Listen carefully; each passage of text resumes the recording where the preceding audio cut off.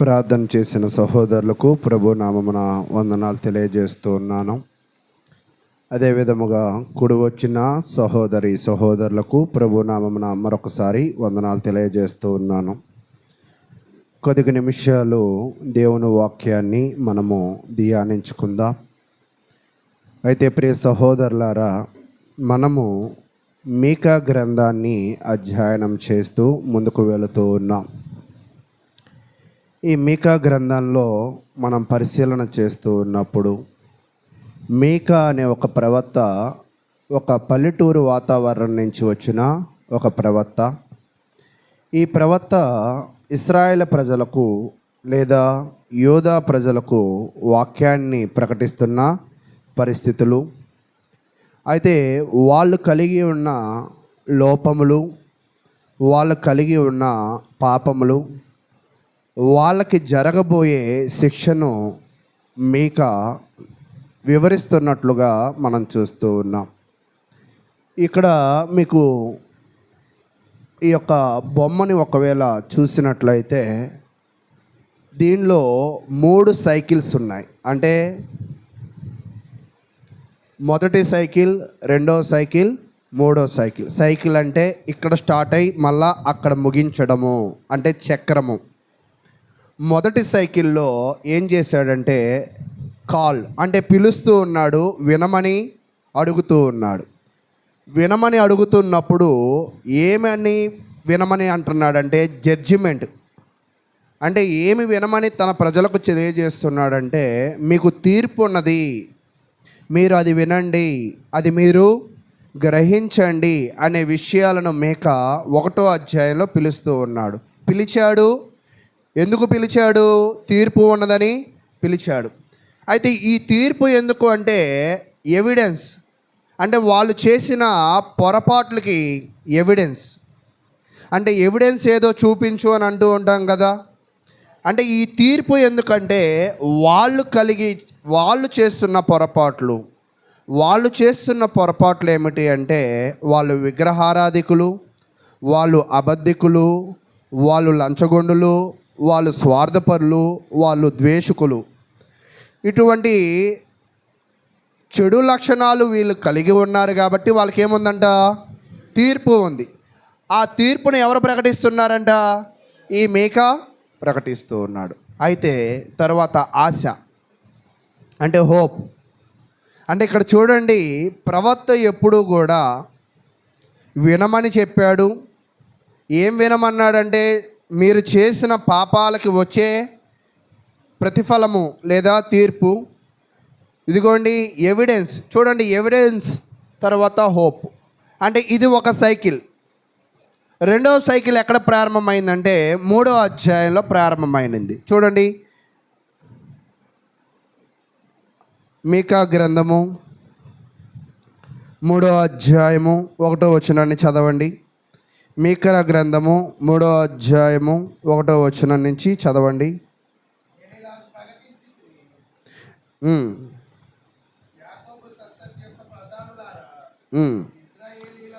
ఇశ్రాయేలీల అధిపతులారా ఆలకించుడి. అంటే మరలా మీకా ఏం చేస్తున్నాడు? మళ్ళా పిలుస్తూ ఉన్నాడు. ఎవరెవరిని పిలుస్తూ ఉన్నాడంట? యాకోబు సంతతి యొక్క ప్రధానులారా, ఇశ్రాయేలు అధిపతులారా. చాలామంది గొప్ప వాళ్ళం అయిన తరువాత వాక్యమును వినడానికి ఇంట్రెస్ట్ అనేది చూపించాం. చాలామంది విశ్వాసములో పెద్దవాళ్ళం అయ్యామని లేదా సంఘంలో ఒక సీనియర్ అయ్యామని ఒకవేళ అపోహ వచ్చిన తరువాత వాళ్ళు ఎవరు కూడా ఏం వినడానికి ఇష్టపడరంట. అంటే అందరూ కాదు, కొందరు. కాబట్టి ఇక్కడ దేవుడు కూడా ఏం చెప్తున్నాడంటే, ఈ అధిపతులు, ఈ ప్రధానులే వాక్యాన్ని వినకుండా జీవిస్తూ ఉన్నారు. ఎక్కడైతే అధిపతులు, ప్రధానులు తప్పు త్రోవలో ఉంటారో ఆ రాజ్యమంతా కూడా ఏమైపోయింది? తప్పు త్రోవలోకి వెళ్ళిపోతుంది. అంటే మీకా ఎవరిని ముందు సరిచేయాలనుకుంటున్నాడంట? యాకోబు యొక్క సంతతిలారా, ప్రధానులారా, ఇశ్రాయేలు అధిపతులారా ఏం చేయాలంట?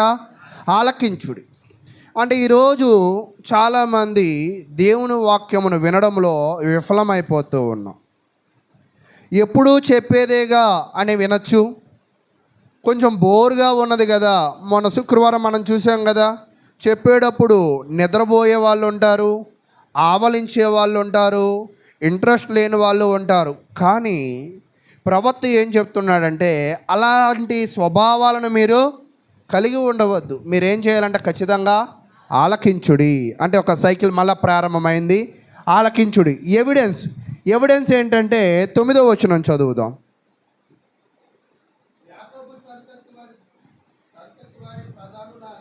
యాకోబు సంతతి వారి ప్రధానులారా, ఇశ్రాయేలీల అధిపతులారా, న్యాయమును తృణీకరించుచు దుర్నీతిని నీతిగా ఎంచువారులారా, ఈ మాట ఆలకించుడి. ఏంటి ఎవిడెన్స్?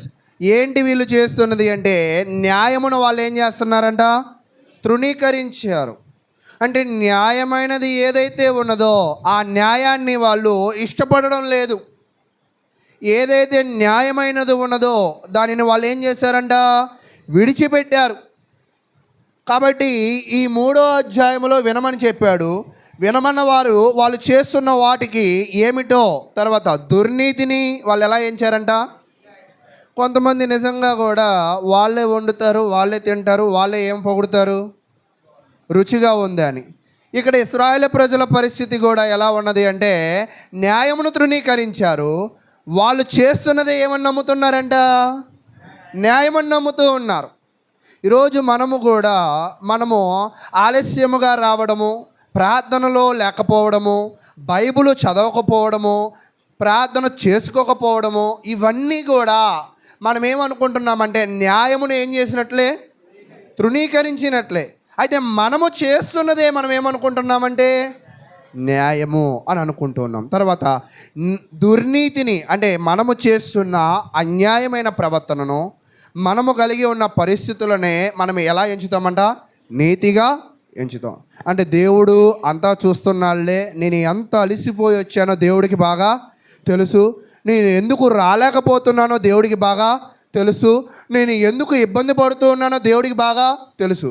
అంటే వాళ్ళ స్వభావాన్ని దేనిగా ఎంచుతూ ఉంటారంట? నీతిగా ఎంచుతూ ఉంటారు. తర్వాత ఈ మాట ఆలకించుడి అని చెప్తూ ఉన్నాడు. తర్వాత 5వ వచనం చూద్దాం. 4వ వచనం నుంచి, వారు దుర్మార్గతను అనుసరించి నడుచుకుని ఉన్నారు గనక వారు యెహోవాకు మొరపెట్టినను ఆయన వారి మనవి అంగీకరింపక. ఇక్కడ చూడండి, న్యాయంగా లేరు. వాళ్ళు చేస్తుంది ఏమంటున్నారు? న్యాయము నీతి అంటున్నారు. కానీ వాళ్ళు దేనిని అనుసరించారంట? దుర్మార్గతను అనుసరించినట్లుగా అయితే మనం చూస్తూ ఉన్నాం. కాబట్టి ప్రియ సహోదరులారా, ఇలాంటి స్వభావం కలిగిన వారికి, ఎవరైతే న్యాయంగా నడుచుకోరో, ఎవరైతే నీతిగా నడుచుకోరో, ఎవరైతే చెడుగా నడుచుకుంటూ నేను సరిగ్గానే ఉన్నాను అని ఎవరైతే అనుకుంటారో వాళ్ళకి జడ్జిమెంట్ ఏమిటి అంటే, ఇక్కడ జడ్జిమెంట్ అని ఇచ్చాడు కదా, 6వ వచనం చదువుదాం. మీకు దర్శనములు కలగకుండా. అంటే ఇదంతా ఎవరి గురించి చెప్తూ ఉన్నాడు? ఇదంతా కూడా దర్శనములు ఎవరికి కలుగుతాయి? ప్రవక్తలకు కలుగుతాయి. అంతేనా? అంటే మీరు దేవునిని ఆశ్రయించారు కానీ దేవుని వాక్యమును ఆశ్రయించలేదు. దేవుని నీతిని బోధిస్తున్నారు కానీ దేవుని నీతి అనుసారంగా మీరు నడుచుకోవడం లేదు. మీరు నడుచుకున్నదే ఏమంటున్నారంట? దేవుని నీతి అంటున్నారు, కానీ మీరు దుర్మార్గులుగా ఉన్నారు అని చెప్తూ వాళ్ళకి ఎలాంటి తీర్పు అంటే, మీకు దర్శనము కలుగకుండా రాత్రి కమ్మును, సోది చెప్పకుండా మీకు చీకటి కలుగును, ఇట్టి ప్రవక్తలకు సూర్యుడు కనపడకుండా అస్తమించును, పగలు చీకటి పడును. అంటే మనము క్రొత్త నిబంధనలో వెలుగును దేనితో పోలుస్తామంటే క్రీస్తుతో పోలుస్తాం. క్రీస్తును దేనితో పోలుస్తామంటే వాక్యముతో పోలుస్తాం. కానీ ఈ ప్రవక్తల యొక్క జీవితాలు, ఈ అధిపతుల యొక్క జీవితాలు, లేదా ఈ ప్రజల యొక్క జీవితాలు దేవుడు దేంట్లో వేసేస్తా అంటున్నాడంటే, పగలు ఉండగానే వాళ్ళని దేంట్లోకి వేస్తాడంట? చీకటిలో. ఈరోజు మన జీవితాలు నాశనం అయిపోవడానికి, లేదా మన జీవితాలు బూడిద అయిపోవడానికి, మనము తిరిగి బాధలలో పడడానికి గల కారణం ఏమిటి అంటే మనము కూడా అవినీతిమంతులుగాను దుర్మార్గులుగాను అన్యాయస్తులుగాను నడుచుకుంటూ ఇదేమని నమ్ముతామంట, నీతి న్యాయమని నమ్ముతూ ఉంటాం. తర్వాత 8వ వచనాన్ని చదువుదాం. నేనైతే యాకోబు సంతతి వారి 12వ వచనం చదువుదాం. 12వ వచనం.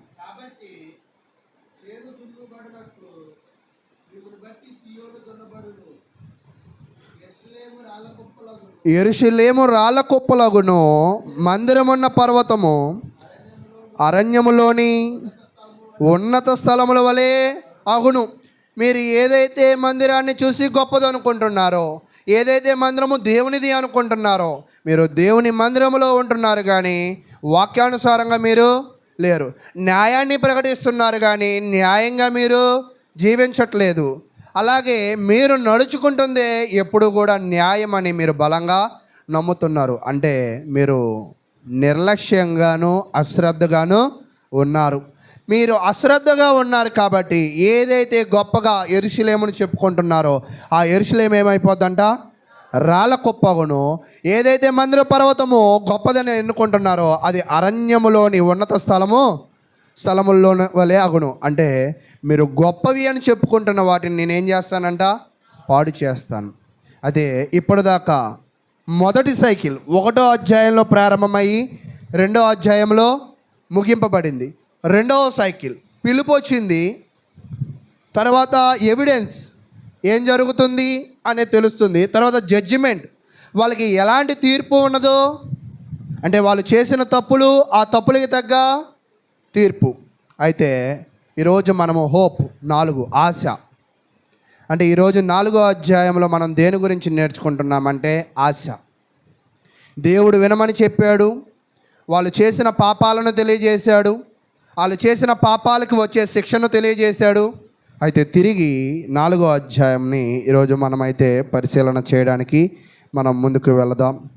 కాబట్టి ప్రియ సహోదరులారా, ఈరోజు మనము కూడా ఏమనుకుంటూ ఉంటామంటే మన జీవితంలో దేవునితో ఉంటున్నామనే మనము చాలా పొరపాట్లను చేసేవారిగాను, దేవుని మందిరానికి వస్తున్నామని అనుకుంటూనే చాలా అపరాధములను చేసేవారిగాను మనమైతే జీవిస్తూ ఉన్నాం. అయితే ఈ 4వ అధ్యాయాన్ని ఒకవేళ ఈ పట్టిక మీకు కనపడకపోవచ్చేమో, ప్రతి వచనము కూడా క్రీస్తును చూపిస్తుంది. ఏంటంటండి, ప్రతి వచనం కూడా క్రీస్తును చూపిస్తుంది. ఈ 4వ అధ్యాయంలో ఏమున్నది అంటే ఆశను గురించి. దేని గురించి? ఆశ. మీరు పొరపాట్లు చేశారు, మీరు అపరాధములు చేశారు, మీరు అన్యాయంగా ఉన్నారు, కానీ దేవుడు ఎలాంటి స్థితిని మరలా మీకు ఇస్తాడని ఇష్టపడుతున్నాడో దానిని మనం నేర్చుకుందాం. ఈ 4వ అధ్యాయంలో సియోను పర్వతము గురించి తెలుసుకుంటాం. ఆ సియోను పర్వతంలోకి ఎంతమంది వస్తారంటే జనులు అనేకులు వస్తారు. ఆ సియోను పర్వతంలో వాళ్ళు ప్రశాంతంగా జీవిస్తారు. ఆ సియోను పర్వతంలో బలహీనులు ఉంటారు. ఆ సియోను పర్వతంలో ఉన్న వాళ్ళని దేవుడు విమోచిస్తారు. ఆ సియోను పర్వతంలో ఉన్న వారికి చివరికి ఏమొచ్చిందంట, విజయము లభిస్తుంది అని తెలియజేస్తున్నారు. అసలు ఈ సియోను పర్వతం అంటే ఏంటి? ఈ సియోను పర్వతము అనే దానిని దేని గురించి చెప్తూ ఉన్నాడు అనేది ఈరోజు మనమైతే ఈ 4వ అధ్యాయంలో నేర్చుకోవడానికి ప్రయత్నం చేద్దాం. చూడండి, మీకా గ్రంథము 4వ అధ్యాయం. ఈరోజు చాలామంది క్రైస్తవులు కూడా దేవుని మందిరంలోనే ఉంటూ దేవునిని అశ్రద్ధ పెట్టేవాళ్ళు, నిర్లక్ష్య పెట్టేవాళ్ళు ఉన్నారు. అలా అశ్రద్ధగాను నిర్లక్ష్యంగాను పెట్టేవారికేమో దేవుడు శ్రమ, దేవుడు శిక్ష వేస్తాడు. అయితే తప్పు తెలుసుకున్న వారికి మరలా ఆయన ఏం చేస్తాడంటే ఒక ఆశను కల్పిస్తూ ఉంటాడు అని తెలియజేస్తూ ఉన్నాడు. చూద్దాం, మీకా గ్రంథము 4వ అధ్యాయం 1వ వచనం చదువుకుందాం.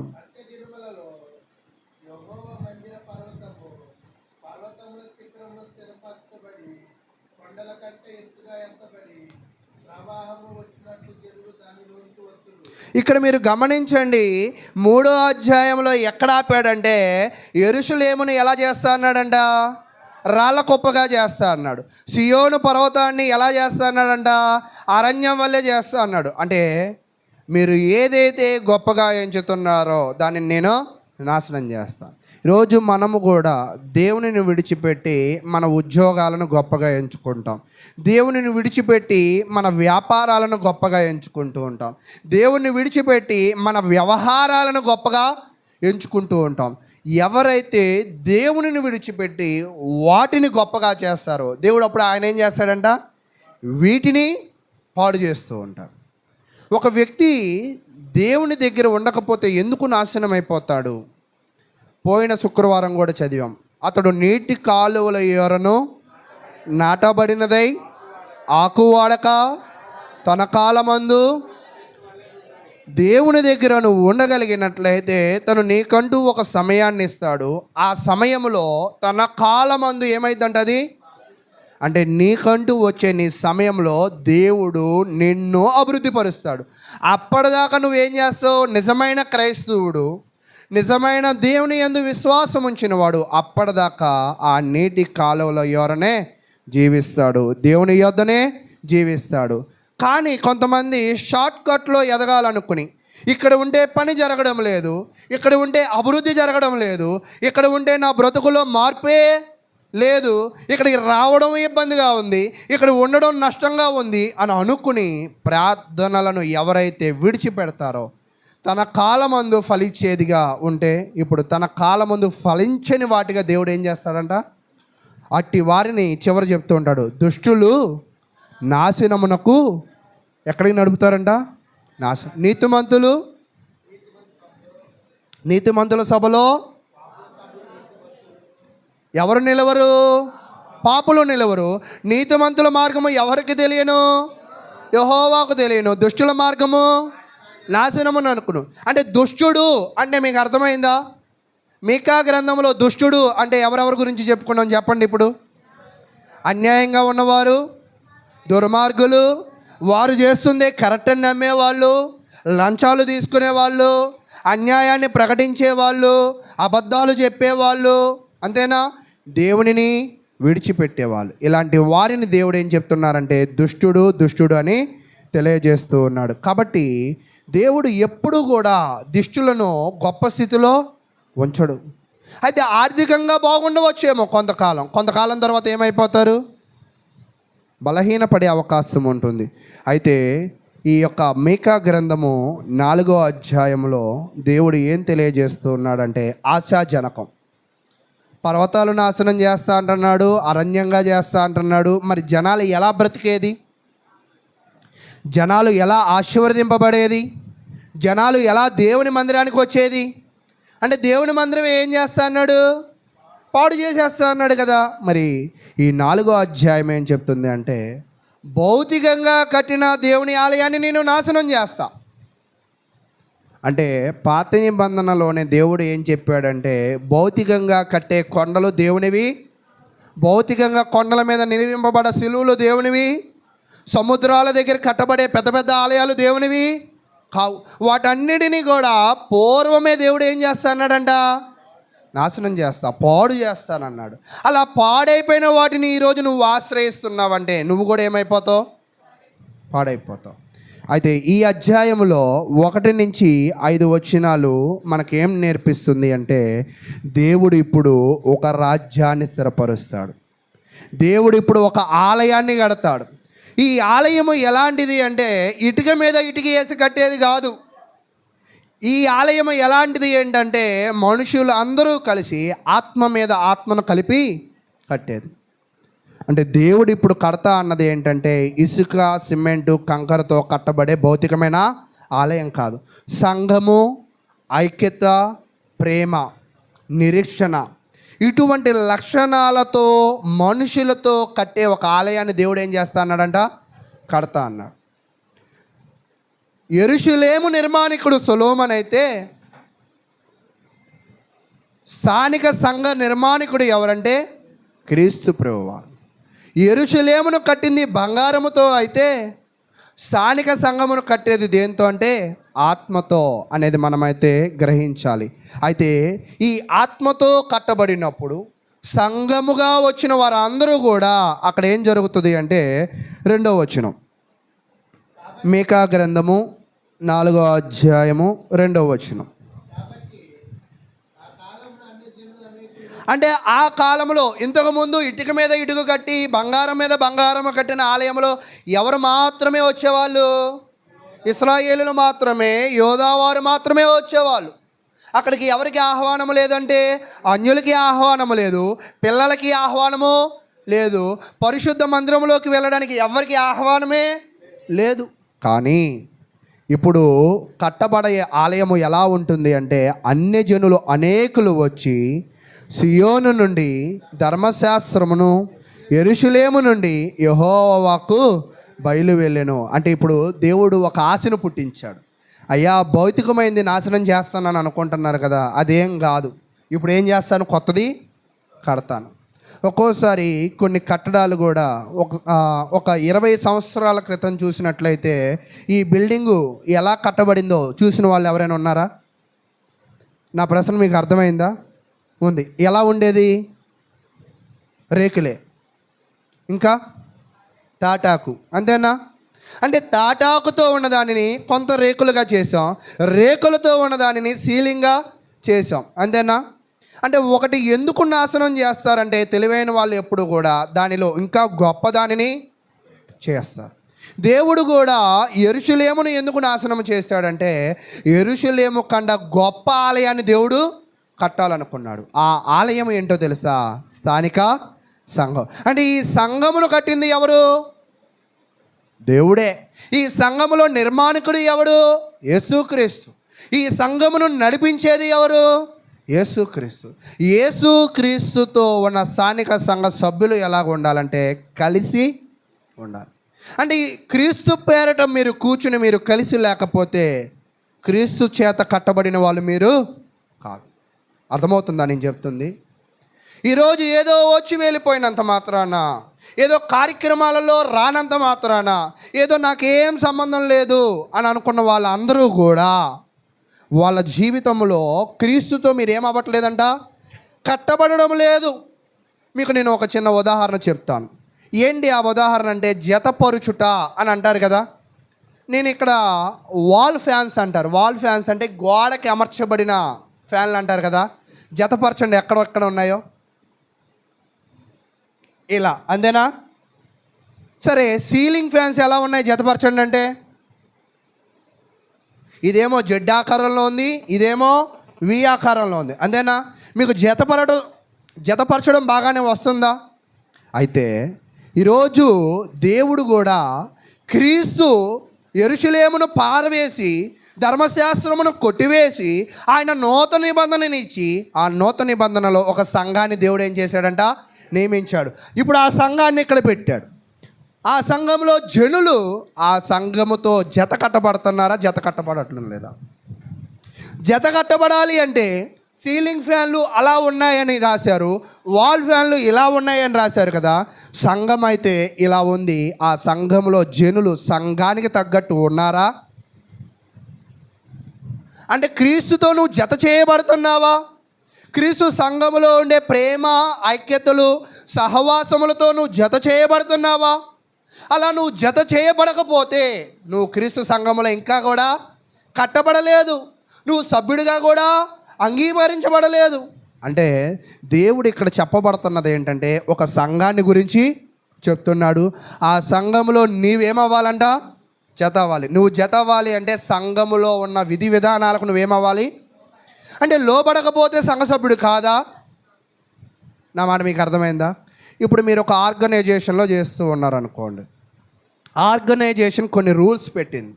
ఆ రూల్స్లో మీరు లోబడకపోతే కొన్ని హాస్పిటల్స్లో కొన్ని యూనిఫామ్స్ ఉంటాయి, షర్టు ప్యాంట్ ఇస్తూ ఉంటారు. లేదు నాకు షర్టు ప్యాంట్ ఇంట్రెస్ట్ లేదన్నారు అనుకోండి, వెంటనే వాళ్ళు ఏమంటారు? వెళ్ళిపో అంటారు. ఇప్పుడు ప్రేమకి ఒక ట్రాక్ మ్యాన్ జాబ్ వచ్చింది. ట్రాక్ మ్యాన్ కొంచెం కష్టంగా ఉంటుంది కానీ కీ మ్యాన్ కొంచెం తేలిగ్గా ఉంటుంది, అది ఇవ్వండి అని అంటే ప్రేమని ఏమంటారు? కొంచెం సర్దుకో నువ్వు అని అంటారు, అంతేనా? అంటే ఎక్కడైతే నియమాలు ఉంటాయో ఆ నియమాలకు నువ్వు లోబడకపోతే జీతాన్ని పొందలేవు. ఎక్కడైతే నియమాలు ఉంటాయో ఆ నియమాలకి నీ మనసును నువ్వు మార్చుకోకపోతే అక్కడి నుంచి నువ్వేమైపోతావంట, తృణీకరింపబడతావు. ఈరోజు నేనేం చెప్తున్నానంటే, దేవుడు ఒక సంఘాన్ని నియమించాడు. ఆ సంఘములో ఉన్న నియమాలకు మీరు లోబడుతున్నారా? ఒకవేళ ఆ సంఘములో ఉన్న నియమాలకు మీరు లోబడకపోతే మీరు ఎవరితో జతకట్టబడలేదు? దేవునితో జతకట్టబడలేదు, సంఘముతో జతకట్టబడలేదు. కాబట్టి సంఘములో ఎటువంటి ఆశీర్వాదాలు కూడా మీరు పొందలేరు. ఇక్కడ ఏం చెప్తున్నాడంటే, దేవుని యొక్క బోధ ఎక్కడ ప్రారంభమైందంట? సియోనులో నుండి ధర్మశాస్త్రమును, యెరూషలేములో నుండి యెహోవా వాక్కును బయలు వెళ్ళను. అంటే క్రీస్తు సువార్త వాక్యము మొట్టమొదటిగా ఎక్కడి నుంచి బయలు వెళ్ళిద్దంటే, ఏ సియోను అయితే పాడు చేశానో, ఏ యెరూషలేము అయితే పాడు చేశానో అక్కడే కన్స్ట్రక్షన్, అక్కడే పునరుద్ధరణ, అక్కడే నాశనం చేశాడు. దానినే మళ్ళీ ఏం చేస్తా అంటున్నాడంట, అక్కడే నిలవబెడతా అంటున్నాడు. అక్కడే నిలవబెట్టి అనేకులకు బోధను వినిపిస్తా అన్నాడు. తర్వాత చదువుదాం. యాకోబు దేవుని మందిరమునకు, యెహోవా పర్వతమునకు మనము వెలుదుము రండి. ఆయన తన మార్గముల విషయమై మనకు బోధించును. మీకా గ్రంథము 4వ అధ్యాయం 2వ వచనం. అంటే ఆయన తన మార్గముల విషయమై, అంటే సంఘము తన మార్గముల విషయమై సంఘములో ఉన్న వారందరికీ కూడా ఏం చేసిద్దంట, బోధించింది. ఆ బోధను నువ్వు వినినట్లయితే నువ్వు న్యూగా కన్స్ట్రక్షన్ అవుతావు.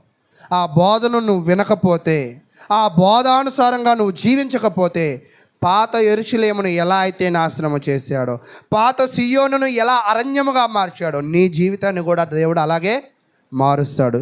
కాబట్టి దేవుని సన్నిధానానికి వచ్చేది దేనికి అంటే, ఆయన మార్గములను తెలుసుకోవడానికి, ఆయన బోధను వినడానికి. తర్వాత మనము ఆయన త్రోవలలో నడుచుకుందామని చెప్పుకుందరు. అంటే నువ్వు క్రీస్తుతో జతపడబడాలి అంటే, నువ్వు దేవుడు కట్టబోయే కొత్త సంఘములో జతపడబడాలి అంటే ఆయన మార్గమును తెలుసుకోవాలి, ఆయన బోధన వినాలి. అలా వినిన వాళ్ళందరూ కూడా కలిసి అక్కడ చూడండి, ఆయన త్రోవలలో నడుచుకుందము. అంటే ఒకళ్ళ, ఇద్దరా, అనేకులా? పైన చదివితే మీకు అర్థమైంది. అనేకులు, అన్యజనులు, అనేకులు.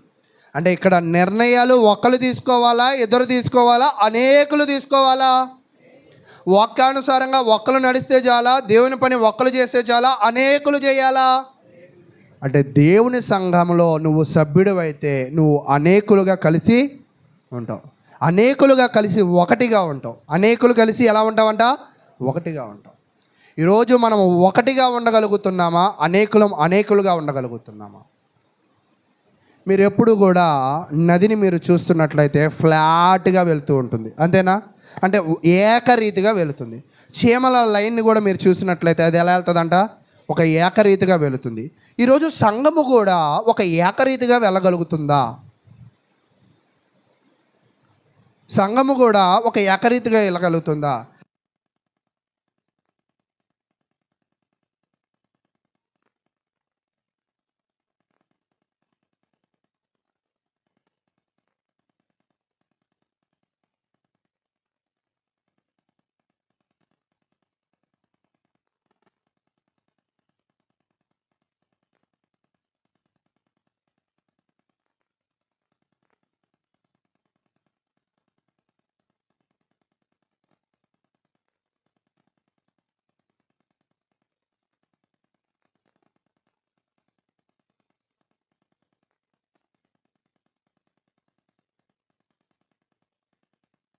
భవిష్యత్తును చెప్పగలిగే మనుషుల మాటలు చాలా పిన్ పాయింట్గా నమ్మగలుగుతూ ఉన్నాం.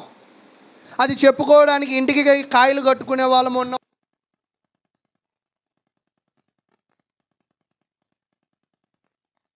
మీద ఏదైనా ఉన్నది అంటే అది దేవుని గ్రంథం. మరి ఈ దేవుని గ్రంథంలో అంత సీరియస్గా వినగలుగుతున్నావా? ఆయనైతే ఒకటే చెప్పాడు సీరియస్గా, ఆయన సంఘంలోకి నువ్వు రావాలి, అనేకులుగా రావాలి, అనేకులుగా వచ్చి ఒకటిగా మారాలి. ఎప్పుడు ఒకటిగా మారతాం? ఐక్యత కలిగి ఉన్నాం. ఈరోజు మీకు ఒక ఉపమానాన్ని కూడా చెప్పా. ఒక కాపరి 100 మంది గొర్రెలను కాచుకుంటూ వెళ్తున్నాడు, ఒక కర్రను పట్టుకుంటున్నాడు. కాపరి అంటే ఒకవేళ సేవకుడు అనుకోండి, కర్రని ఒకవేళ వాక్యం అనుకోండి, ఆ గొర్రెలను కాసేపు స్థానిక సంఘము అనుకోండి. ఏ గొర్రెలైతే కర్రకు భయపడతాయో, ఏ గొర్రెలైతే కాపరిని గౌరవిస్తాయో, ఆ గొర్రెలు ఎప్పటికీ కూడా ఏమవో చెదిరిపో. ఏ గొర్రెలైతే ఆ కర్ర అయితే భయపడదో, ఏ గొర్రెలైతే ఆ స్థానిక సంఘ సేవకుడికి విలువ ఇవ్వదో, ఆ గొర్రె ఏమైందంటే ఈడి మాట నేనేంటి వినేది, ఈడు అలాగే చెప్తాడు అని పక్కకి వెళ్ళిందంట. పక్కకి ఎలాగా ఎక్కడ పడింది? ముళ్ళ పొదల్లో పడింది. పక్కకి ఎలాగా ఎక్కడ పడింది? గుంటలో పడింది. పక్కకి ఎలాగా ఎక్కడ పడింది? ప్రమాదంలో పడింది. ఈ ప్రమాదంలో ఉన్న గొర్రెని కాపాడడానికి మళ్ళీ ఎవరు వెళ్ళాలా? ఈ కాపరు వెళ్ళి ఆ ప్రమాదంలో ఉన్న గొర్రెను తీసి దాని గాయములను కట్టి మళ్ళా ఆ 100 గొర్రెలతో ఏం చేస్తాడంట? జత చేస్తూ ఉన్నాడు. ఇప్పుడు సంఘము కూడా సేమ్ అదే సాదృశ్యం. సంఘములో వాక్యమును ఎవరైతే నిర్లక్ష్యంగా అశ్రద్ధగా వింటారో వాళ్ళు సంఘంలోంచి మెల్లగా ఏమైపోతారో తెలుసా?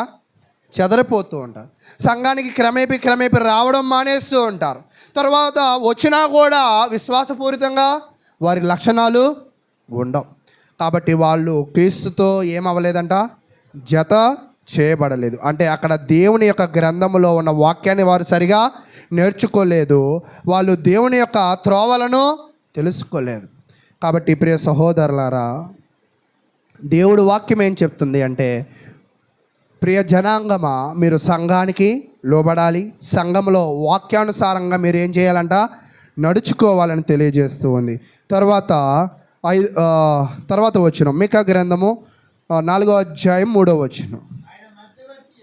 ఆయన మధ్యవర్తి అయి అనేక జనములకు న్యాయము తీర్చును, దూరముగా నివసించు బలము గల అన్ని జనులకు తీర్పు తీర్చును. వారు తమ ఖడ్గములను నాగటి నక్కలుగాను తమ ఈటలను మచ్చుకత్తులుగాను సాగగొట్టుదురు. జనము మీదకి జనము ఖడ్గము ఎత్తకయుండును, యుద్ధము చేయ నేర్చుకొనుట జనులు ఇక మానివే. అంటే ఇక్కడ మీరు బాగా గమనించండి.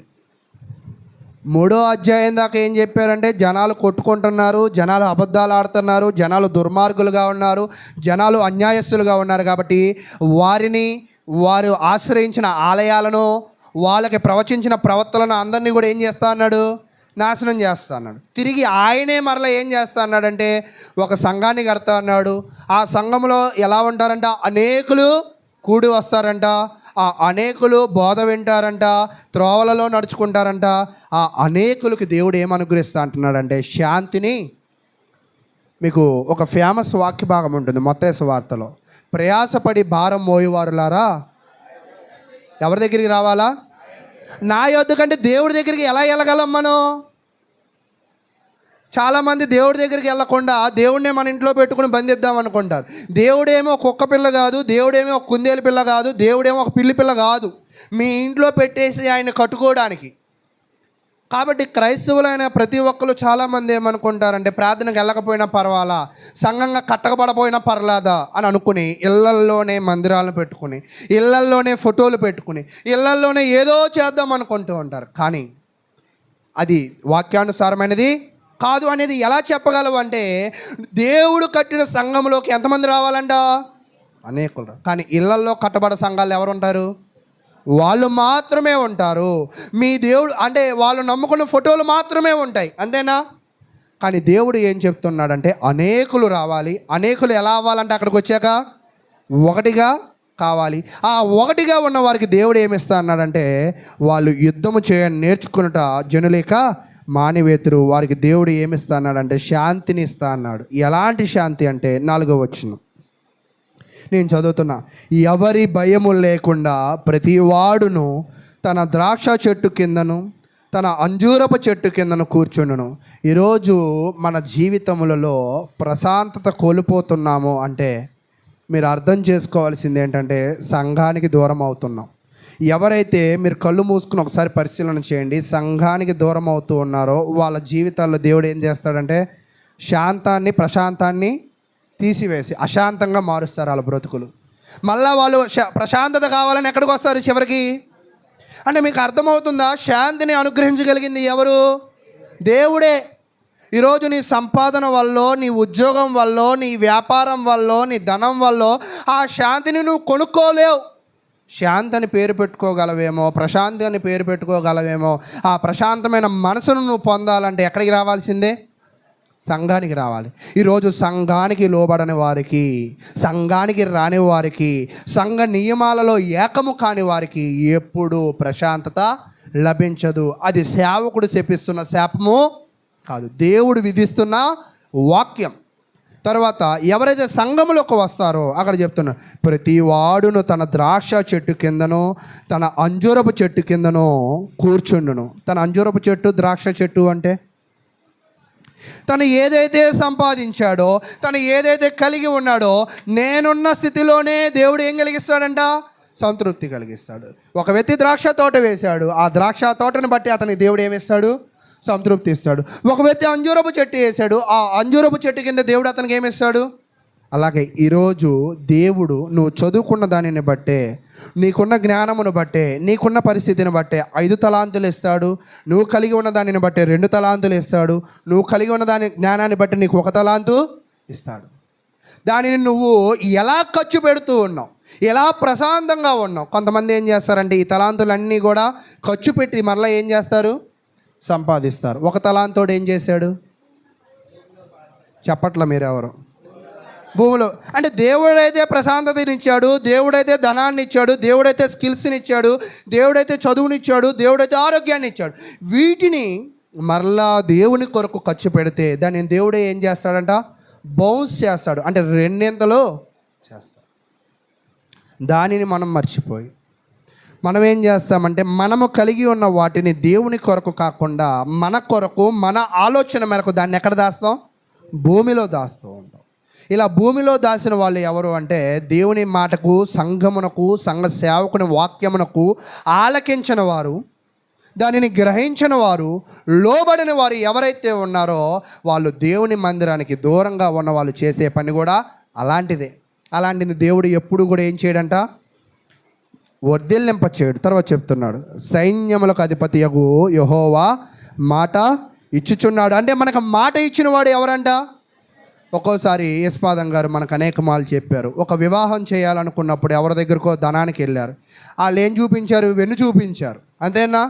ఈరోజు మనుషులు ఒకవేళ మాట ఇస్తే, మనుషులను ఒకవేళ నమ్మినట్లయితే వాళ్ళు మనల్ని మోసం చేయొచ్చు, వాళ్ళు మనల్ని బురిడి కొట్టించవచ్చు. కానీ మనకి మాట ఇచ్చేది ఎవరంటే ఇప్పుడు దేవుడు. దేవుడు నమ్మదగిన వాడు. అంతేనా? దేవుడు శాశ్వత రాజ్యమును ఇవ్వగలిగిన వాడు. ఆయన ఇచ్చే మాట ఏమిటంటే ఆయన ఒక మందిరాన్ని కడతాడు, ఆ మందిరంలో అనేకులు వస్తారు, అనేకులు ఒకటిగా మారుతారు. ఆ ఒకటిగా ఉన్న వాళ్ళకి దేవుడు ఏమి ఇస్తాడంట? శాంతి సమాధానాలను ఇస్తాడు. వాళ్ళందరికీ దేవుడు ఏమి ఇచ్చాడంటే మాట ఇచ్చాడు. కాబట్టి ఎవరైతే సంఘముతో జత చేయబడతారో మీ జీవితాలకి ఎవరు హామీ అంట? దేవుడే హామీ. కాబట్టి ప్రియ సహోదరులారా, ఈ 5 వచనాలలో మనం నేర్చుకున్నది ఏమిటి అంటే దేవుడే మనకి హామీ. కాబట్టి తర్వాత విషయాలను మనం చూద్దాం. 6వ వచనం నుంచి 8 వచనాల దాకా ఏం చదువుతుంది అంటే ఆయన చెదిరిపోయిన వారిని సమకూర్చుట. మనం ఒక పాట పాడతాం, గుండె చెదిరిన వారిని ఆయనే బాగు చేయను. అంతేనా? ఇందాక మీకు ఒక ఉపమానంలో కూడా చెప్పా, వెళ్ళిపోయిన గొర్రెను, చెదిరిపోయిన గొర్రెను స్వస్థపరిచి మరలా ఆయన ఏం చేశాడంట? సమకూర్చాడా లేదా? తర్వాత చూద్దాం 6వ వచనం. ఆ దినమున నేను కుంటివారిని, చదవండి పురుషులు,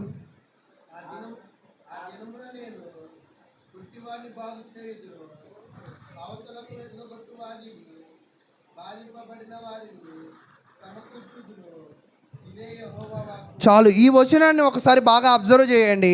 యేసుక్రీస్తు పుట్టిన కాలంలో ఆయన పుట్టుకను బట్టి ఆ రోజు ఆనందం ఎవరిలోనూ లేదు. నిజమా అబద్ధమా? ఆ రోజు ఆనందం ఎవరిలో ఉంది? పశువుల శాలలో పుట్టాడు. అంతేనా? పరిస్థితులు ఏమో ఏ రోజు చంపడానికి ప్రయత్నం, పరిగెత్తారు. తర్వాత అయితే ఆయన పుట్టిన తర్వాత 30 సంవత్సరాల తర్వాత 3.5 సంవత్సరాలు ప్రజలందరూ కూడా ఆయన ఎక్కడ అడుగు పెట్టాడో వాళ్ళందరూ కూడా ఆనందభరితులుగా చేశాడు. వాళ్ళు కలిగి ఉన్న రోగాలను, వారికి కలిగి ఉన్న బలహీనతలను, వాళ్ళు కలిగి ఉన్న దెయ్యాలను, వాళ్ళ కలిగి ఉన్న ప్రతి రోగమును ఆయన ఏం చేశాడంట? స్వస్థపరిచాడు. ఆయన రావడం వల్ల ఆ రోగులందరూ కూడా అక్కడ ఏమయ్యారు? స్వస్థపరచబడ్డారు, అక్కడ అందరూ పాలు పంచుకున్నారు. మీకు ఒక వాక్యం బాగా గుర్తు రావాలి. ఆయన బేదలను ఏం చేసేవాడంట? లేవనెత్తువాడు. అంటే క్రీస్తు దృష్టి ఎవరి మీద ఉన్నది అంటే, చాలామంది బలహీనుల మీదే దేవుని దృష్టి ఉంది, రోగుల మీదే దేవుని దృష్టి ఉంది. రోగులకి ఏమి అవసరం అని దేవుడికి తెలుసు, వైద్యుడు అవసరమని దేవుడు. అయితే ఈ దేవుడు ఎటువంటి దేవుడు అంటే, నీ భౌతికమైన రోగాలను బలహీనతలను దూరపరచగలడు, నీ ఆత్మ సంబంధమైన నీ హృదయాలను నీ రోగాలను కూడా దూరపరచగలడు. అంటే ఈ సంఘములో ఎవరైతే జత చేయబడతారో వాళ్ళ ఆత్మ సంబంధమైన రోగాలను, వాళ్ళ ఆత్మ సంబంధమైన పాపాలను, వాళ్ళ ఆత్మ సంబంధమైన బలహీనతలను ఈ సంఘం ఏం చేసిద్దంట? బాగు చేసిద్ది. ఒకవేళ అది బాగు చేసుకొని లేకపోతే నువ్వు ఎటువంటి వాడు అంటే ఆత్మ సంబంధమైనవి రోగివి. అంటే ఈరోజు స్థానిక సంఘములో మనము వచ్చిన తర్వాత కూడా బోధను వినకపోతే, దాని ప్రకారంగా నడవకపోతే నీ జీవితంలో ఆత్మ సంబంధమైన రోగిగా నువ్వు ఇంకా ఉండిపోతావు. కానీ దేవుడు ఏం చెప్తున్నాడంటే, రోగులను ఆయన ఏం చేస్తాడంటే సమకూర్చి, బాధింపబడిన వారిని, ఇబ్బంది పడిన వారిని ఆయన సమకూరుస్తాడు. ఇదే యెహోవా వాక్కు అని తెలియజేస్తున్నాడు. తర్వాత చదువుదాం 7వ వచనం.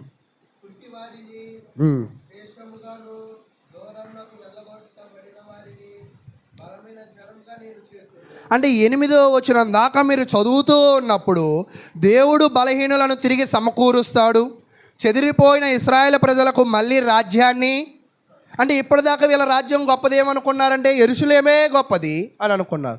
కానీ దేవుడు మరొక రాజ్యాన్ని కడతా అన్నారు. అదే ఏ రాజ్యం అంటే క్రీస్తు రాజ్యము. అదే ఏ సంఘం అంటే క్రీస్తు సంఘము. ఆ సంఘాన్ని మొట్టమొదటిగా ఎవరితో కడతా అన్నాడంట? ఇశ్రాయేలులతోనే కట్టడం ప్రారంభిస్తా అన్నాడు. దానిని ఎవరు కడతారంటే పేతురు కడతారు. దేని మీద కడతాడంటే క్రీస్తు అనే పునాది మీద వాళ్ళని కడతారు. తర్వాత పాత రాజ్యాన్ని తీసివేసి కొత్త రాజ్యాన్ని స్థిరపరుస్తారు. ఈ కొత్త రాజ్యంలో రాజు ఎవరంటే క్రీస్తు ప్రభువారు. ఈ క్రీస్తు ప్రభువారిని ఎవరైతే బలహీనులు నమ్మొస్తారో, ఈ క్రీస్తు ప్రభువారిని ఎవరైతే ఆత్మ సంబంధమైన రోగులు నమ్మొస్తారో, వారు అందరి బలహీనతలు ఎవరు బాగు చేస్తారంట? దేవుడే బాగు చేస్తాడు. కాబట్టి 6వ వచనం నుంచి 8వ వచనం దాకా మనం చూస్తూ ఉన్నప్పుడు బలహీనులను బాగు చేసి, తిరస్కరింపబడిన వారిని, చెదిరిపోయిన వారిని దేవుడు ఎంచుకుంటాడు. కాబట్టి ప్రపంచంలో మనం ఏమనుకుంటామంటే బలవంతులను దేవుడు ఎన్నుకుంటాడని అనుకుంటాం. దేవుడు ఎప్పుడు బలవంతులను ఎన్నుకోడు, దేవుడు ఎప్పుడు బలహీనులను ఎన్నుకుంటాడు. అందుకే మనకి ఒక ఉపమానంలో కూడా తన్ను తాను తగ్గించుకున్నవాడు.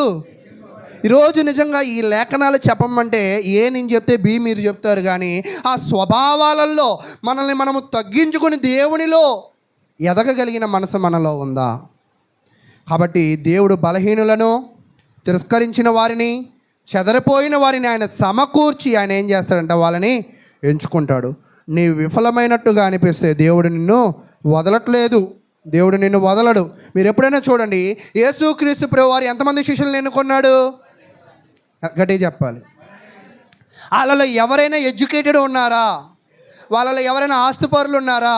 వాళ్ళు ఎవరైనా ఫ్యామిలీ బ్యాక్గ్రౌండ్ ఉన్న వాళ్ళ అంటే వాళ్ళు ఎవరు కూడా లేరు. వాళ్ళందరూ కూడా సాధారణ మత్స్యకారులు. వాళ్ళు కేవలం బలహీనులే. ఆ బలహీనులైన ఆ మట్టి గట్టాలలో సువార్త వాక్యము ద్వారా వాళ్ళ హృదయాలను ఏం చేశాడంటే దేవుడు బలపరిచాడు. ఈరోజు నువ్వు బలహీనుడుగా దేవుని మందిరానికి వచ్చినట్లయితే పాటలు పాడతావు. నువ్వు బలహీనుడుగా అనుకుంటే ప్రార్థనకి సమయానికి వస్తావు. నువ్వు బలహీనుడుగా అనుకుంటే, నేను మొన్న ఒక సంఘటన చూశాను. ఒక షాట్, ఆ షాట్లో 10 మంది లైన్గా నిలబడతారు. లైన్గా నిలబడిన తర్వాత ముందున్నోడు బలహీనుడని ఆయన కొట్టి వెనక్కి పంపిస్తారు. ఎక్కడికి పంపిస్తారు? వెనక్కి పంపిస్తారు. ఇప్పుడు డోర్ ఎక్కడ తెరవబడిద్ది అంటే ఇక్కడ తెరవబడిద్ది. ఎక్కడ? డోర్ అది అనుకున్నారు. బలహీనుడు కదా ఆయన ఏం చేశారు? తోసి వెనక్కి నెట్టేశారు. ఇప్పుడు యజమాని అట్నుంచి రాలా, ఇప్పుడు ఎట్నుంచి వచ్చాడు అంటే మీకు అర్థమవుతుందా? అంటే దేవుడు బలహీనులను లోకం తృణీకరించవచ్చు, బలహీనులను సమాజం తృణీకరించవచ్చు, బలహీనులను కుటుంబం తృణీకరించవచ్చు. అందుకే ఒక వాక్యం అంటూ ఉంటాడు, నిష్కలంకమైన భక్తి ఏది అనగా, ఏంటి భక్తి? దిక్కులేని వారిని, విధవరాలను ఆదరించుటయే నిజమైన భక్తి. కాబట్టి ఈరోజు బలహీనుడు అని నిన్ను నువ్వు అనుకోదు. నువ్వు ఒకవేళ బలహీనుడు అయితే, నువ్వు బలవంతుడివి కావాలంటే ఎవరి దగ్గరికి రావాలా? సంఘానికి రావాలా, సంఘంలో బలపడాలా. అంటే నిన్ను బలపరచగలిగేది, నీకు శాంతి సమాధానాలు ఇవ్వగలిగేది ఏమిటంటే సంఘం మాత్రమే అని మనమైతే నేర్చుకోవాలి. తర్వాత మనం 9-10 వచనాలు చూస్తూ ఉన్నప్పుడు ఆయన బాధలను విమోచిస్తాడు. పైనేమో రోగాలను స్వస్థపరిచాడు, బలహీనులను బలపరిచాడు. బలహీనులను ఆయన ఏం చేశాడంట? ఎంచుకున్నాడు అని చెప్పాం. ఇక్కడ 9-10 వచనాలు ఏం చూస్తామంటే బాధల ద్వారా విమోచనాన్ని కూడా ఆయన ఇవ్వగలడు. చదవండి.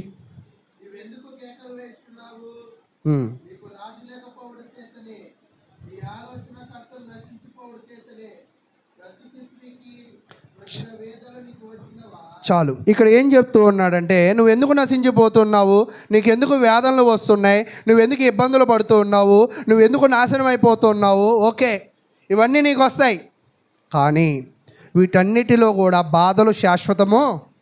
బాధలు ఏం కాదంటండి, శాశ్వతము కాదు. అంటే ఆ కొద్దిగా కాలము వాటిని మనము తట్టుకోవాలా, ఓర్చుకోవాలా, అడ్జస్ట్ కావాలా, ఇది నాకెందుకని బయటకు వచ్చేయాలా? ఇలాగా వీటిని తట్టుకోలేక కాపరి యొక్క మాట అర్థం కాక ఆ కాపరి కర్రలో భయం లేక ఒక గొర్రె ఏం చేసిందంట? తప్పుకుంది. తప్పుకున్న దానివల్ల అది లాభం పొందిందా, నష్టం పొందిందా? ఈరోజు సంఘంలో నుంచి కూడా నువ్వు తప్పుకోవడం వల్ల, సంఘానికి నువ్వు లోబడకపోవడం వల్ల సంఘంలో నువ్వు శాంతిని కోల్పోతావు. బలహీనుడిగా ఉన్న నిన్ను బలపరిచే దేవుణ్ణి కోల్పోతావు. అయితే బాధలు శాశ్వతము కాదు. దేవుడు విమోచనానికి ఒక మార్గాన్ని ఖచ్చితంగా దయచేస్తాడని దేవుడు వాక్యం అయితే తెలియజేస్తున్నట్లుగా అయితే మనము చూస్తూ ఉన్నాం. కాబట్టి ప్రియ సహోదరులారా, మీ జీవితంలో కూడా సంఘంలో మరి వాళ్ళ జీవితంలో వారు చెరలో వేయబడ్డారు, బాధలు అనుభవించారు, అవమానాల పాలు అయ్యారు. కానీ అదే చోటు దేవుడు వారికి ఏం చేశారంటే విమోచనను అనుగ్రహించాడు. అంటే నువ్వు బాధింప దగ్గర, నువ్వు నాశనం అయిపోయిన దగ్గరే ఆయన మరలా కొత్త దానిని ఏం చేయగలడంట? చిగురించగలడు. అందుకే యేసుక్రీస్తు ప్రభువారిని ఏమంటాడంటే చిగురు అంటారు. ఎవరిని ఏమంటారంట? చిగురు. అంటే యేసును నువ్వు నమ్ముకుంటే యేసు ఎలాగ చిగురో నువ్వు కూడా నాశనమైన దగ్గరే ఏం చేయగలవంట? చిగురించబడగలవని దేవుని వాక్యం అయితే తెలియజేస్తుంది. ఏ ప్రాంతంలో యేసును సిలువ వేశారో, ఏ ప్రాంతంలో యేసును చంపేశారో అదే ప్రాంతంలో, అదే యెరూషలేము పట్టణంలో క్రీస్తు ఒక రాజ్యాన్ని కట్టాడు. అదే క్రీస్తు రాజ్యము, అదే క్రీస్తు సంఘము. ఈరోజు మన జీవితంలో చాలామంది ఒత్తిళ్ళకు గురవుతారు, చాలామంది కుటుంబ సమస్యలకు గురవుతారు. కానీ ఆత్మీయ పోరాటాలు అవి ఎప్పుడూ శాశ్వతము, ఆ కష్టాలేమీ కూడా శాశ్వతము కాదు. వాటన్నిటిని మనం ఏం చేయాలంటే ఎదుర్కొనే వారిగా ఉండాలని దేవుడు వాక్యం అయితే తెలియజేస్తూ ఉంది. కాబట్టి ప్రియ సహోదరులారా, సియోను అనేది భౌతిక స్థలము, స్థానిక సంఘం అనేది ఆత్మీయ స్థలము. శాంతి, వాళ్ళకి యుద్ధం లేని స్థితిని ఇస్తా అన్నాడు. మన హృదయాల్లో ఒక మార్పును దేవుడు, అంటే నీ హృదయాలు ఎప్పుడు మారుతాయో అప్పుడే నీకు శాంతి ఉంది. నీ హృదయాలు మారకపోతే నీ జీవితంలో ఏముండదంట? శాంతి ఉండదు. తర్వాత ఆ రోజు ఇశ్రాయేలుకు రాజ్యాన్ని స్థిరపరిచాడు, ఈరోజు విశ్వాసులకు రాజ్యాన్ని స్థిరపరిచాడు. ఆ రోజు విమోచన చెరలో ఉన్న వారిని విడిపించారు, ఈరోజు విమోచన పాపములో ఉన్న నిన్ను విమోచించాడు. నా మాటలు మీకు అర్థమవుతున్నాయా? కాబట్టి ప్రియ సహోదరులారా, చివరి విషయాలను మనం చూసి మనం ఈ వాక్యాన్ని అయితే ముగించుకుందాం. చివరి విషయాలు 11-13 వచనాలు తుది విజయము గురించి మనమైతే నేర్చుకుందాం. 11వ వచనాన్ని చదవండి, మొన్న చదవండి.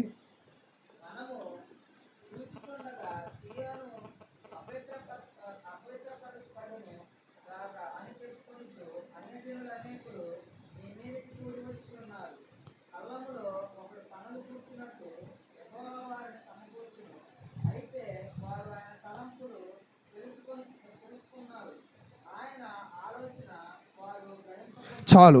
ఇక్కడ మీరు చూడండి, ఈ వచనము ఆయన ఏం చెప్తూ ఉన్నాడంటే కళ్ళములో ఒకడు పన్నాలను కూర్చున్నట్లుగా. అంటే పొలం పని చేసే వాళ్ళకి బాగా అర్థమవుతుంది. పన్నాలన్నిటిని కూడా అక్కడక్కడ పెట్టరు, పన్నాలన్నిటిని కూడా ఎక్కడ పెడతారు? ఒక చోట కూరుస్తారు. యెహోవా వారిని పన్నలను కూర్చున్నట్లుగా కూరుస్తాడు. ఈరోజు ఒక వ్యక్తి సంఘంలోకి రావాలి అంటే అది దేవుడు పిలిస్తేనే రాగలడు. చాలామంది అంటారు వాళ్ళు రావట్లేదు, గృహదర్శనానికి వెళ్ళండి అంటారు. మనం వెళితే వాళ్ళు ఏం రారు. మనం వెళ్ళి వాళ్ళ ఇళ్ళలో ప్రార్థన చేస్తే వాళ్ళేమీ రారు. వాళ్ళు రావాలి అంటే వాళ్ళ హృదయాన్ని వాళ్ళు మార్చుకోవాలి. అది మార్చుకోవాలంటే మరలా ఎక్కడికి వచ్చి వాక్యం నేర్చుకోవాల్సిందే, సంఘంలో సంఘంలో ఎవరైతే వాక్యమును నేర్చుకోలేరో సంఘంతో వాళ్ళు ఎప్పుడు జత కచ్చపడదు. అయితే తర్వాత చెప్తారు, అయితే వారు తలంపులు తెలుసుకున్నారు, ఆయన ఆలోచనలు వారు గ్రహింపకున్నారు. అంటే తెలుసుకున్నారు కానీ గ్రహించలేరు. ఈరోజు సంఘంలో కూడా సభ్యులు ఎలాగ ఉంటున్నారంటే తెలుసుకోగలుగుతున్నారు, వినగలుగుతూ ఉన్నారు, కానీ దానిని ఏం చేయలేకపోతున్నారంట, గ్రహించలేకపోతున్నారు. చాలామంది రాసుకోగలుగుతూ ఉంటారు కానీ దానిని అర్థం చేసుకోలేరు. చాలామంది చదవగలుగుతూ ఉంటారు. ఐతోపి నపుంసకుడు చదువుతూ ఉన్నాడు, ఏం కావట్లా, అర్థం కావట్లా. చదువుతాం, రాస్తాం, వింటాం, కానీ గ్రహించాలి. ఆ గ్రహింపు మనకుందా? ఈరోజు సేవకుడు చెప్తున్న విషయాలను నువ్వు గ్రహించగలిగిన అటువంటి హృదయమును కలిగి ఉన్నావా అంటే వాక్యాన్ని గ్రహించకపోగా తిరిగి ఏమంటారు తెలుసా, బ్రదర్ ఈయన కొంచెం బాగా చెప్పినట్టుగా అనిపించట్లేదే అంటాం. అంటే గ్రహించలేని మనసు నీలో ఉందని నీకైతే అర్థం కావట్లేదు. కాబట్టి ప్రియ సహోదరులారా, మనము గ్రహించే మనసును కలిగి ఉండాలని దేవుని వాక్యం అయితే తెలియజేస్తూ ఉన్నాడు. తర్వాత 13వ వచనము,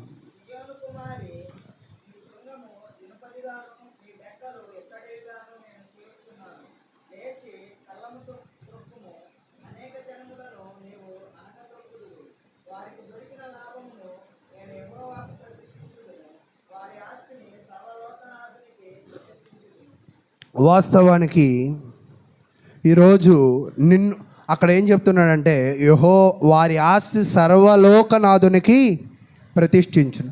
ఈరోజు నీ హృదయాలను దేవుడికి ప్రతిష్ఠిస్తున్నావా? నీ జీవితాన్ని దేవుడికి ప్రతిష్ఠిస్తున్నావా? ఎవరైతే వాళ్ళ హృదయాలను వాళ్ళ జీవితాలను దేవుడికి ప్రతిష్ఠిస్తారో వాళ్ళకి దేవుడు శాంతినిస్తారు, వారికి దేవుడు ఎదుగుదలనిస్తాడు, వారిని దేవుని రాజ్యంలో దేవుడు చేర్చుకుంటాడు. దానినే ఒకవేళ ఏమంటారంటే ఈక్వల్ టు బ్యాప్టిజం. ఏమంటారు? ఈరోజు బ్యాప్టిజం అంటే నీటిలో మునిగి తర్వాత 52 వారాల్లో 50 వారాలు కనపడకుండా 2 వారాలు కనపడినంత మాత్రాన నువ్వు బ్యాప్టిజం తీసుకున్న వాడివి, బ్యాప్టిజం తీసుకున్న వ్యక్తివి కావు. బ్యాప్టిజము అంటే ఏమిటంటే మునగడం గురించి కాదని చెప్పింది. మునిగిన తర్వాత నీ పాపాలను కడుగుకుని నూతనమైన పురుషుడు అంటే ఒక మురికి వ్యక్తి నీళ్ళలోకి వెళ్ళిన తర్వాత ఏమవుతాడంటే ఒక క్లీన్ పర్సన్ అయినట్లుగా సంఘానికి నువ్వు వచ్చిన వ్యక్తి మురికిగా ఉన్నావు, కానీ ఇక్కడ శుభ్రపరుచుతున్నావా లేదా? ఒకవేళ నువ్వు శుభ్రపరచపడకపోతే, నువ్వు గ్రహించలేకపోతే, నువ్వు తీసుకున్న బ్యాప్టిజం ఒక్కోసారి నాలుగు గీసుకోవడానికి కూడా పనికిరాదు అంటూ ఉంటాం కదా. మనం తీసుకున్న బ్యాప్టిజం కూడా అది విలువైనది కాదు. కాబట్టి ప్రియ సహోదరులారా, ఈరోజు మనము మన జీవితాలకు దేవుడిచ్చిన ఒక ఆశ ఏమిటంటే సంఘాన్ని కడతా అన్నాడు. ఆ సంఘంలో జీవించిన వాళ్ళకి శాంతి సమాధానాలను, ఆ సంఘంలో ఉన్న వారిని దేవుని వారసులుగాను, ఆ సంఘంలో ఉన్న వారిని గొప్పవారిని గాను ఆయన చేస్తా అన్నారు. కాబట్టి ఆ సంఘమే క్రీస్తు సంఘముగా అయితే మనమైతే చూస్తూ ఉన్నాం. కాబట్టి ఇప్పటి వరకు ఓపికగా విన్న మీ అందరికీ కూడా ప్రభు నామమున వందనాలు తెలియజేస్తూ ఉన్నాను. కాబట్టి ప్రియ సహోదరులారా, అనేకులు సంఘంలోకి వచ్చారు. వచ్చిన వాళ్ళు బాధలతో ఉన్నారు, రోగాలతో ఉన్నారు. వారిని దేవుడు ఏం చేశాడంట, బలవంతులుగా మార్చాడు. వాళ్ళని ప్రతిష్ఠులుగా కామని దేవుడైతే కోరుకుంటున్నట్లుగా ఈ యొక్క అధ్యయనాన్ని నాకు అర్థమైన రీతిలో నేను వివరించాను. మీరు మరలా తిరిగి ఇళ్ళకి వెళ్ళి చదువుకున్నట్లయితే మరింత వివరణ మీకైతే అర్థమవుతుంది. నిన్ను నువ్వు దేవునికి ప్రతిష్ఠించుకోకపోతే, నీ జీవితాలను దేవుడికి అర్పించలేకపోతే, దేవుని విషయాల్లో నీకు ఆసక్తి లేకపోతే నీ జీవితాలు దేవునిది కాదు, నువ్వు దేవుని వ్యక్తివి కావు. నువ్వు సంఘానికి వచ్చినా రాకపోయినా దేవుడి విషయంలో నువ్వు క్యాలిక్యులేటెడ్ కావని తెలియజేస్తూ ముగిస్తూ ఉన్నా.